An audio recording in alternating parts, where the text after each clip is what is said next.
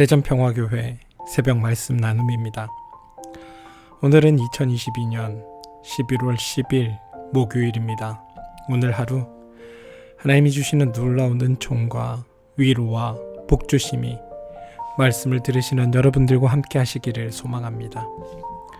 오늘 우리에게 주님이 주신 말씀은 데살로니가 전서 5장 16절에서 18절입니다. 데살로니가 전서 5장 16절에서 18절입니다. 항상 기뻐하십시오. 끊임없이 기도하십시오.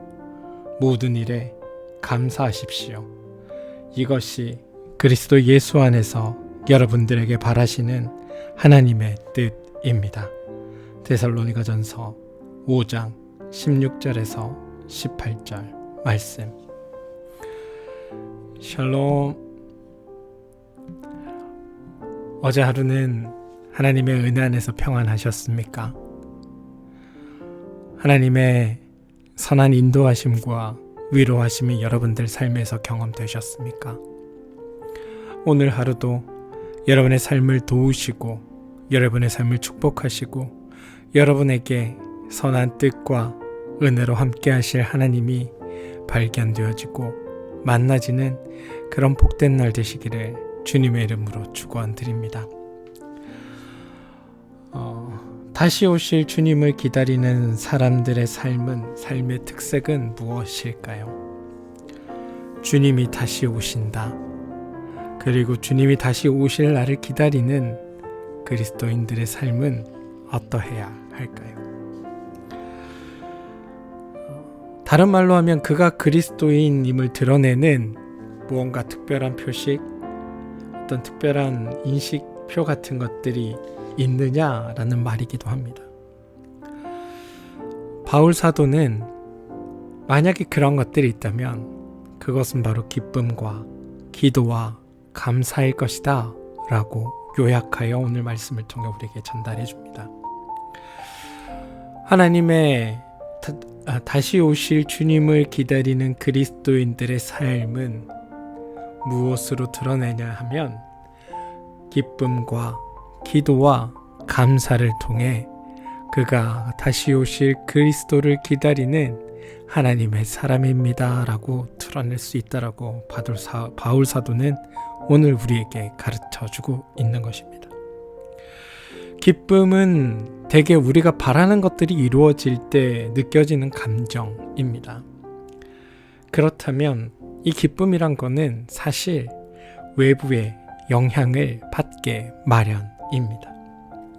하는 일의 결과에 따라서 혹 만나는 사람의 태도에 따라서 기쁠 수도 있고 또 기분이 나쁠 수도 있습니다. 이렇게 본다면 기쁨은 매우 조건적이다 라고 말할 수도 있을 것 같습니다. 그런데 바울 사도는 오늘 우리에게 항상 기뻐하라 라고 권면합니다. 기쁨이 외부에서 달려있는 일인데 외부의 조건에 의해 결정되는 일인데 어떻게 우리는 기뻐할 수 있을까요?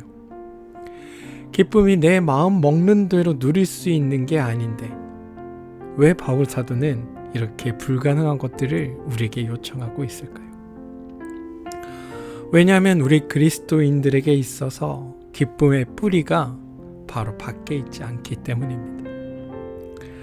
그리스도인들에게 있어서 기쁨은 이 세상의 어떤 것도 삶 가운데서 우리 삶을 이끄시고 인도하시는 하나님의 그 사랑으로부터 떼어놓을 수 없다라는 그 자각에서부터 시작되는 것이기 때문입니다. 외부적인 요건이 아니라 하나님께서 나의 삶을 늘 인도하고 계시며 내 삶을 누구보다도 지극히 사랑하고 계시며 나에게 하나님의 깊은 관심을 베풀고 계시다는 그 사실에서 비롯되는 것이 기쁨이라는 겁니다. 따라서 실패와 배신이나 쓰라림, 고통, 외로움, 가난 그 무엇이든 간에 우리는 하나님의 사랑으로부터 우리를 멀어지게 할 수 없는 것들입니다. 이러한 자각이 있을 때 우리는 기뻐할 수밖에 없는 것 아니겠습니까? 따라서 하나님 안에서 우리가 얻는 참된 기쁨은 우리의 삶에 조용하게 스며드는 기쁨입니다. 그리스도인들은 기도의 사람이기도 합니다. 누가 기도할 수 있을까요? 바로 마음이 가난한 사람입니다. 스스로 만족하며 사는 사람들, 나의 삶에 부족함이나 모자람이 없다고 여기는 사람들은 기도할 필요가 없는 사람들입니다. 아니, 기도의 필요성을 느끼지 못합니다. 기도할 수 있는 사람이라는 것은 우리가 드리는 삶에 어떠한 절실함과 간절함이 있는 사람이라는 뜻입니다. 스스로 만족하며 사는 사람들의 기도에는 절실함과 진실함이 부족한 법입니다. 우리에게 있어서 진정한 기도란 벌거벗은 우리의 마음을 하나님께 드러내는 일 아닙니까? 우리가 늘 기도의 마음으로 살아야 하는 까닭은 무엇일까요? 왜냐하면 우리가 기도하지 않으면 나라는 그 자아 중심에서 이것을 벗어날 수 없기 때문입니다. 사실 우리가 느끼는 삶의 비극은 세상을 나를 중심으로 바라보는 데서 시작되는 경우들이 많습니다. 사람들은 저마다 가장 중요한 존재가 되고 싶어 합니다. 좋은 대접을 받고 칭찬을 받고 사람들에게 높임받고 싶어 합니다. 그런데 이러한 기대들이 깨어져 나갈 때, 이러한 소망들이 무너질 때 우리는 상처받고 질투에 빠지기도 하고 누군가를 원망하게 되기도 합니다. 기도의 마음을 유지하고 살아가는 사람은 그런 마음조차도 하나님께 드리기 때문에, 나라는 존재의 그 무게 때문에 그것으로 인해 추락하는 일이 없습니다. 또 진정한 기도란 나만의 문제를 가지고 주님 앞에 나가는 것이 아닙니다.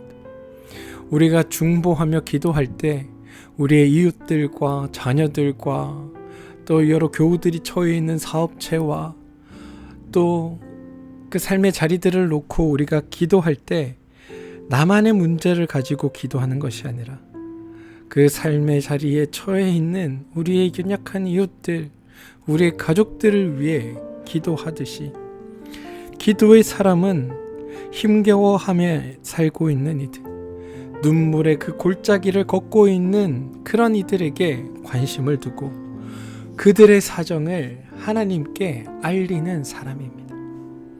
따라서 우리는 믿음의 사람은 기도를 통해서 세상의 아픔을 이해하고 그 때문에 가슴 아파하는 하나님의 아픔을 이해할 수 있는 사람들입니다. 기도하지 않는 신앙인은 동그란 네모와 같은 말처럼 형용모순을 지닌 사람입니다. 그러니 여러분, 믿음의 사람이라면 기도의 자리를 저버리지 않아야 합니다. 마지막으로 우리가 그리스도인의 인식표처럼 세상 가운데 드러낼 수 있는 것이 있다면 그거는 아마 감사일 것입니다. 우리가 살고 있는 이 현대세계의 비극은 어쩌면 감사가 줄어든다는 것일지도 모르겠다라는 생각을 해봅니다. 사실 이미 넉넉한 사람들, 이미 충분히 가지고 있는 사람들, 자신의 부족함이 뭔지 모르는 이들에게는 감사가 필요하지 않습니다. 배고파 본 사람이야말로 밥 한 그릇에 고마움을 알듯이 삶의 어려움과 굴곡과 다른 이들의 아픔들을 공감하는 사람이라야 내 삶에 주어져 있는 일들에서 감사를 발견할 수 있게 됩니다. 외로운 사람이라야 곁에 머물러주는 이들에 대해 고마워할 줄 압니다. 중한 병에 걸려본 사람이라야 이 대지를 걸을 수 있다는 것에, 그 사실에 감사할 수 있는 겁니다. 따라서 오늘 바울 사도가 우리에게 가르쳐 주듯이 범사에 감사하라, 모든 일에 감사하라, 이 말은 우리가 경험하며 살아가는 세상의 모든 것 중에 당연한 것은 아무것도 없으며 하나님은 나의 삶에 이러한 특별한 일들을 베풀고 계획하고 그것들을 나에게 주고 계신다라는 것을 깨닫기 바라는 바울의 마음일 것입니다. 그렇습니다, 여러분. 하나님의 사람으로 세상을 살아가는 사람들은 내 삶에 참된 기쁨과 그리고 타인을 향한 기도와 그리고 나에게 주어진 일들에 대한 모든 것들에 감사할 수 있는 사람들입니다. 나에게 주어진 것들이 당연한 것이 아니라 내가 지금 누리는 것들이 나의 수고와 노력이 아니라 하나님께서 나에게 베풀어 주신 특별한 것들임을 기억하고 함께 살아가며 사랑해야 할 우리의 이웃들을 위해 그들의 아픔을 위해 하나님의 마음을 헤아리며 함께 기도하고 그러면서 나에게 주어진 모든 것들에 감사를 누리며 살아갈 수 있는 그러한 그리스도인들로 오늘 하루 살아주시기를 소망합니다. 참된 그리스도인은 기쁨과 기도와 감사를 멈추지 않는 이들임을 기억하시고 여러분들의 삶에서 이 세 가지가 온전히 드러나고 피어나기를 주님의 이름으로 축원드립니다. 우리 함께 기도하겠습니다. 하나님, 하늘 아래서 맑고 천진한 웃음을 터뜨리는 이들을 만나면 마치 선물을 받은 것처럼 행복해집니다. 피곤에 찌든 얼굴, 잔뜩 성이 난 얼굴, 무표정한 얼굴들을 만날 때면 우리들의 마음도 저절로 어두워집니다. 그런데 주님, 이제 정말 기뻐하며 살고 싶습니다. 감사의 마음으로 세상을 바라보는 사람들이 되고 싶습니다. 인생의 모든 순간을 숨김없이 하나님께 드러내놓고 나의 치유를 청하는 사람들이 되고 싶습니다. 하나님, 그런 우리의 삶을 통해서 우리가 하나님께 속한 사람임을 주님 드러낼 수 있게 도와주시옵소서. 세상에서 하나님의 사람으로 이러한 이정표를 가지며 살아내는, 이러한 인식표를 가지고 살아내는 하나님의 사람으로 살 수 있도록 은혜 베풀어 주시옵소서. 예수님의 이름으로 기도합니다. 아멘. 이 시간 우리가 함께 중보하며 기도할 제목을 나누겠습니다. 첫 번째 기도는 몸과 마음의 힘듦으로 인해 괴로움을 겪고 있는 우리 교우들을 위해 함께 기도합시다.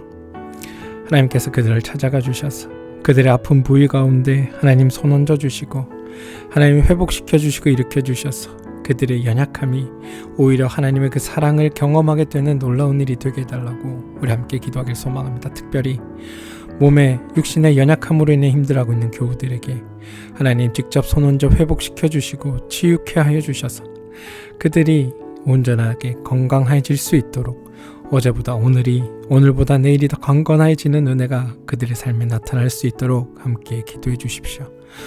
또한 마음의 힘듦으로 인해 괴로움을 겪고 있는 우리 교우들이 있습니다. 하나님 찾아가 주셔서 그들의 마음의 저 깊은 곳에 이야기 속에 귀 기울여 주시고 그들이 하나님께 자신의 모든 것을 쏟아 넣음으로 주님이 주시는 능력 안에서 온전히 치유받게 해주시고 그들이 가지고 있는 문제를 주님 앞에 내어놓음으로써 더 이상 그것이 그들의 문제가 아니라 하나님께서 해결해야 할 일임을 우리가 깨닫게 되고 그로 인하여 그들에게 주어진 삶의 무게를 가볍게 하여 주님이 만들어 놓으신 이 세상에서 온전히 기쁨을 누리며 살아가게 되는 우리 교우들 되게 해달라고 우리 함께 기도해 주시기를 부탁드립니다. 우리 자녀들을 위해 기도합시다. 우리 자녀들 하나님의 은혜 안에서 살아가게 하나님이 삶의 주인 되어 주셔서 그들이 하나님께 붙들린 채로 살아갈 수 있게 해달라고 기도해 주시기 바랍니다. 특별히 그들이 하나님을 찾지 못한다 할지라도 하나님께서 그들을 찾아가 주셔서 그들을 만나 주시고 그들의 삶의 주인 되어 주셔서 그들이 하나님으로 인해 주어진 그들의 생을 온전히 기쁨과 감사와 기도로 살아내는 일들이 나타날 수 있게 해달라고 기도해 주시길 부탁드립니다. 고3 아이들이 있습니다. 이 고3 아이들이 하나님 은혜 안에서 잘 이 남은 일주일을 잘 준비할 수 있도록 하시고 또 시험장에 들어갔어도 아버지 긴장하지 않고 담대히 시험 볼 수 있게 그래야 가지고 있는 실력을 모두 쏟아낼 수 있도록 주님 은혜 베풀어 주시고 이제 일주일 남은 시간 동안 이제 2주일 정도 남은 시간 동안 그들이 새 힘을 얻을 수 있도록 하나님 함께 해주시기를 소망합니다. 기도해 주시길 부탁드립니다. 세 번째는 하는 일과 사업체를 위해 기도합시다. 여러분들이 하는 그 일과 사업체는 하나님의 뜻이 드러나고 우리의 삶에서 하나님의 개입하심과 인도하심이 드러나는 바로 삶의 그 자리입니다.